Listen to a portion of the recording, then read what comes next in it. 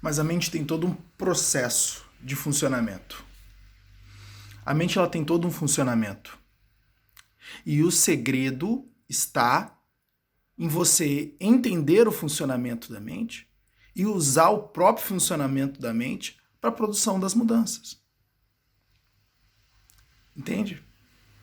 Então é por isso que entender a mente é crucial para uma pessoa poder criar uma estratégia. Se você for pegar, por exemplo, a Arte da Guerra de Sun Tzu, né, isso é interessante, eu amo aquele livro, né? Sun Tzu disse, cara, quer vencer o inimigo? Conheça o terreno. Porque se você conhecer o terreno, você vai poder criar estratégias que vai poder criar determinados engodos inteligentes para pegar o inimigo. Entende? Mas para isso você precisa do conhecimento do terreno. Porque ali você, conhecendo o terreno, vai saber onde posicionar os engodos. Então, basicamente, Sun Tzu ele diz isso, né? Mas, claro, Sun Tzu não era psicólogo. Mas a analogia que ele fez para a arte da guerra, ela serve também dentro da psicologia. Se você quer criar, produzir mudanças na sua mente, é isso que você tem que fazer. Você tem que entender o campo para poder criar estratégias eficazes para a produção de mudança. Então, primeiramente, como a mente funciona? Como a mente funciona? Aí é que tudo começa. Então, primeiro, você vai ter que entender que você tem uma memória. Ao longo da sua vida, você vive, e essa vida ela é permeada de experiências. Você vive as experiências, que nada mais é que a sua interação com o mundo. O mundo ele tem impacto sobre você, assim como você tem impacto no mundo. Essas experiências, à medida que elas acontecem, elas possuem determinado significado, ou seja, elas são significadas. E dentro da sua memória, você cria registros psicossemânticos, que nada mais são que representações que formam a forma como você vai entender, como você vai perceber o mundo. E que também serão a base para a formação dos seus pensamentos. Então, você tem uma memória, você vive as experiências. Essas experiências, elas basicamente elas possuem um significado que é registrado na memória. Né? Quando acontecimentos, as experiências, elas são registradas na memória, elas já são registradas com um significado. Esses significados, eles podem ser significados que basicamente vão contribuir para a produção de pensamentos saudáveis e para a produção de pensamentos perturbadores. Então, o que basicamente vai acontecer? Vai acontecer que a sua memória, ela precisa ser lida, porque ela é a unidade básica da mente. Tudo que nascer da mente vai nascer da memória. A mente nada mais é o que o cérebro faz. E o cérebro ele possui uma unidade de memória exatamente porque ele possui uma unidade de memória. Porque o cérebro precisa fazer com que você seja um ser humano funcional. É muito simples. O cérebro ele precisa fazer com que você seja um ser humano funcional. Para que você seja um ser humano funcional, você precisa usar tudo que foi acontecendo na sua vida para representar o seu presente. Ou seja, você precisa usar o seu passado para representar o seu presente. Né? Porque senão, no dia anterior, você ia aprender matemática, você ia aprender a somar dois números, e no outro dia você ia ter que aprender a somar dois números de novo, e no outro dia você ia ter que aprender a somar dois números de novo.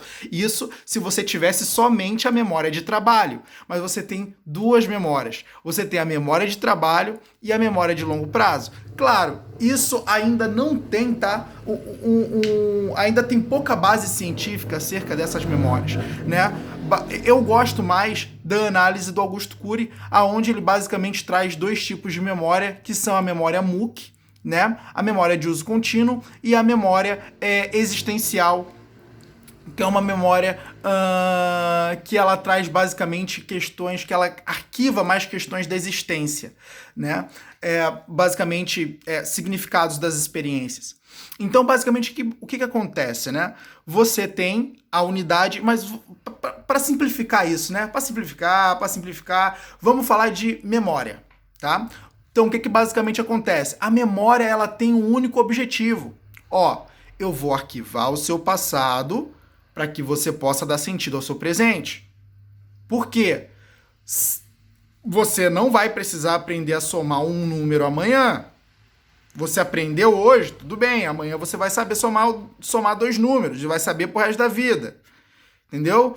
Você aprendeu isso hoje, pode usar amanhã, entendeu? Então, sempre você vai com o seu passado permeando essa memória, desenvolvendo essa memória para que ela seja capaz de representar o presente. Então, quando você estiver dentro de uma experiência no presente, você vai ter todo o seu conteúdo do passado para poder intervir naquele presente, para poder ser funcional naquele presente e para poder atribuir um significado daquele presente. Entendeu? É para isso que serve a memória. Então, basicamente, você vai desenvolvendo essa memória para ter um banco de dados, basicamente, né, vamos dizer assim, para que o presente ele possa ser representado e ele possa ser desenvolvido. Né? Então, o que acontece? Essa memória ela é permeada de registros. Ela tem vários e vários registros. E esses registros, eles vão ser a base para a formação dos seus pensamentos. Então é aí que vai ocorrer uma leitura dos núcleos, né? Vai ocorrer uma leitura da memória, né? Porque, claro, a memória ela é dividida em núcleos, ela é dividida em janelas, né? Pode ver, você, quando está em determinado ambiente, age de uma forma, se comporta de uma forma. Mas quando o ambiente muda, muitas vezes o seu comportamento muda também. Por que isso acontece? Porque outro núcleo da sua memória começou a ser lido.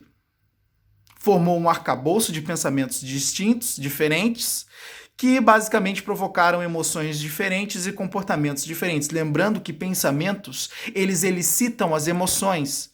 Os pensamentos vão elicitar as emoções. Por quê? As emoções são a base da motivação. É o que vai fazer você sair do lugar. É o que vai fazer você agir. As emoções precedem qualquer ação. E as ações são as mesmas coisas que os comportamentos. Então, basicamente, os pensamentos vão elicitar as suas emoções, vão despertar as suas emoções, que vai fazer você agir ou se comportar. Para isso, antes de formar os seus pensamentos, é isso que acontece. Você tem uma leitura na memória. Entendeu? Então, basicamente, ocorre essa leitura na memória, os pensamentos surgem, transformam suas emoções e, basicamente, geram as suas ações. Então, para que você tenha uma mudança efetiva nas coisas que acontecem na sua vida, onde você tem que atuar? Na memória. Porque é de lá que nascem todo o resto. Entendeu? A raiz dos pensamentos e dos comportamentos humanos é a memória. É a memória. Então, a partir do momento que eu atuo, eu intervenho na memória e eu começo a fazer determinadas modificações nos registros psicossemânticos, ou seja, no momento que começa a haver uma reedição nos registros psicossemânticos, eu começo a fazer uma mudança no meu comportamento. Então a mudança do meu comportamento está na mudança dos meus pensamentos, das minhas emoções, ou seja, a própria inteligência emocional, né? A própria inteligência emocional, ela tá aí também. Entendeu? Porque a inteligência emocional nada mais é que a transformação da energia emocional. A inteligência emocional é você, basicamente, ser capaz de promover emoções que te capacitem a viver uma vida melhor. Né? E as emoções, elas dependem do pensamento para nascer. Então, a inteligência emocional também é uma determinada atuação nos campos de pensamentos. E se a inteligência emocional também é uma atuação nos campos de pensamentos, a inteligência emocional também é uma atuação na memória.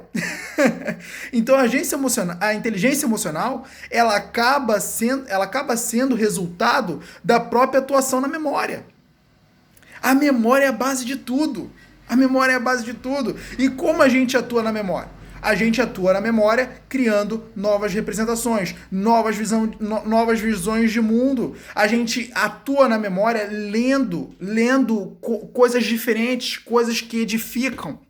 É assim que a gente atua na memória. E a partir do momento que a gente vai lendo, que a gente vai desenvolvendo o nosso intelecto, que a gente vai buscando novos conteúdos, esses conteúdos, eles vão sendo arquivados na memória. E esse arquivamento, ele começa a cooperar para a transformação dos arquivamentos que estão lá.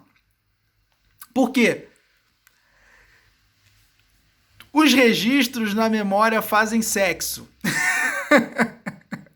Os registros na memória, essa é a única forma simples, né, que eu encontrei para poder explicar. Os registros na memória fazem sexo. Quando você põe um novo registro lá na sua memória, ele basicamente vai ser lido em conjunto com outros. E disso vai nascer um novo registro.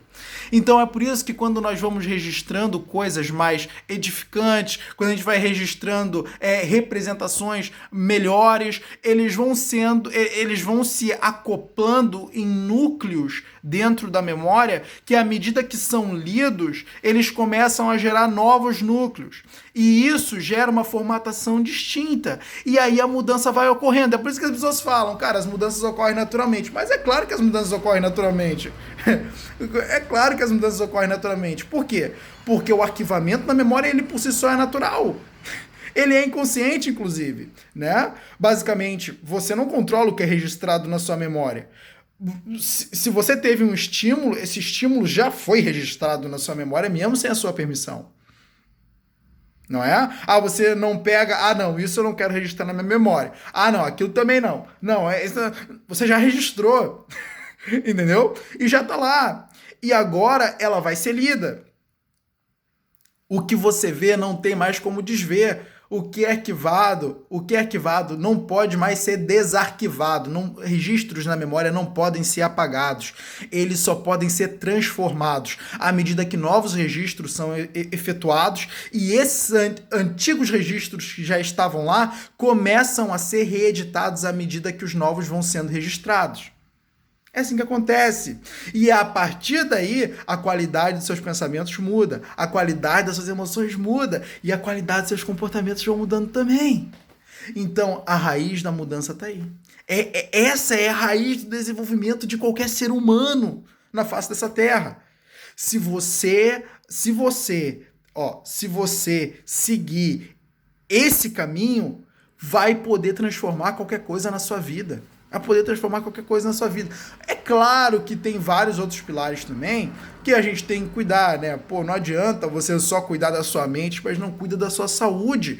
Cara, o corpo e a mente são integrados. O corpo é uma unidade integrada. Se eu tenho problemas no corpo, obviamente eu vou gerar problemas na minha mente. Por quê? Porque eu vou gerar problemas no meu cérebro. E a mente é o que o cérebro faz. Você tá entendendo? Então, meu corpo e meu cérebro, que gera a minha mente, são integrados. Eu preciso dos dois funcionando numa perfeita harmonia para que, de uma certa forma, eu tenha bons resultados aqui também. Então, é por isso que você... É claro, né? Esses campos eles foram separados por didatismo. O grande problema disso é que as pessoas enxergam esses campos como separados, né? E uma pessoa não para pensar que no que tange a psicologia, né? A própria medicina também coopera. Porque a medicina, basicamente, é claro, né, que a medicina você tem a área psicológica e a área do corpo, né? E tanto o funcionamento do corpo quanto da mente, eles precisam, esses dois conhecimentos, eles precisam ser acumulados, né? Você precisa ter esses dois conhecimentos para poder, de uma certa forma, influenciar e produzir uma mente de qualidade. Entendeu? Se você não entender da saúde do corpo, dificilmente vai conseguir, se você não conseguir gerar uma saúde no corpo, dificilmente vai ter uma saúde na mente. Corpo e mente são integrados. E isso você precisa entender. Tá? Então, a partir do momento que você tem essa percepção e você entende o funcionamento da mente e aprende a usar esse funcionamento que é fantástico ao seu favor, aí é que tá o ponto da virada. Entendeu?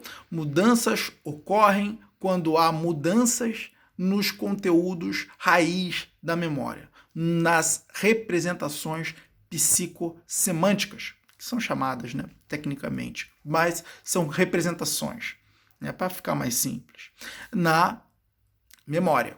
Porque delas é quem nascem os seus pensamentos, nascem as emoções, nascem os comportamentos.